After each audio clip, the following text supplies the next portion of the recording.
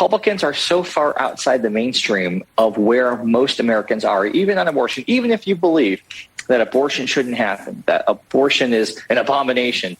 Most Americans believe that even in cases of at least rape and incest, there should be some sort of exception. Here you have Republican after Republican candidates going out there saying that teenagers and children who are raped should be forced to go through with that pregnancy. You have Republicans like the gubernatorial candidate in Michigan saying that actually going through with that process would be some sort of healing and bonding experience for the victim, the mother, and then that child. That is so far outside of the Overton window of acceptability, and it's just repelling a lot of voters that may have been with Biden in 20, but may have decided that maybe we'll go back to the Republican Party. They're sending them right back into our arms. Yeah. Well, the Hill is pointing out that some Democrats that are running in competitive reelection races in November, they're still a bit reluctant to attach themselves to President Biden. So, Adrian, should candidates reconsider all of this as President Biden and the White House are riding a wave of pretty good news? I mean, won't Republicans try to link them to the president anyway? So why not embrace him and highlight the recent hot streak?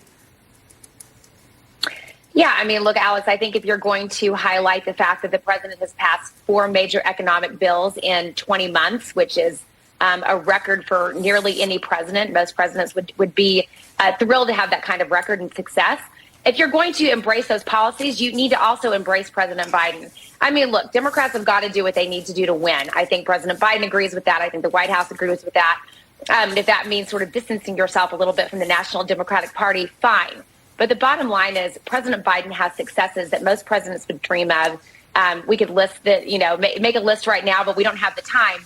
But the bottom line is Democrats have to do what they have to do to win. If you're going to run on President Biden's policies, you need to embrace him as a president and run on that. And look, I guarantee you, Alex, when we get past Labor Day, most of these top tier Democrats in competitive races, especially on the Senate side, are going to want President Biden to come campaign for them, and he will do it. Well, this week's primary elections, Kurt, really gave us something of a window into where the country stands on GOP extremism overall. You have Republican Carl Palladino, who's got a history of making incredibly incendiary and racist remarks. Also, Laura Loomer, an ultra-fringe conspiracy theorist who lost their primaries, but only by single digits. And they got well over 40% of the vote. Is that a little too close, Kurt?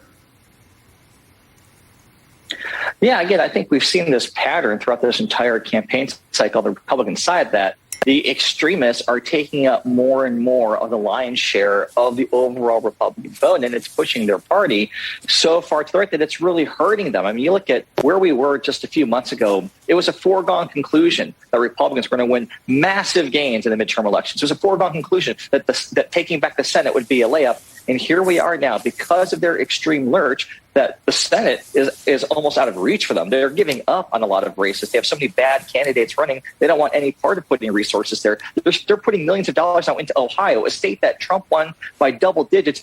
They're having to take money out of Pennsylvania, away from Georgia, to put it in Ohio. The same thing with the House. Again, Kevin McCarthy and Tom Emmer were measuring the drapes of the speaker's lobby for themselves, out there saying they were going to win 60-plus seats back in the first quarter of this year.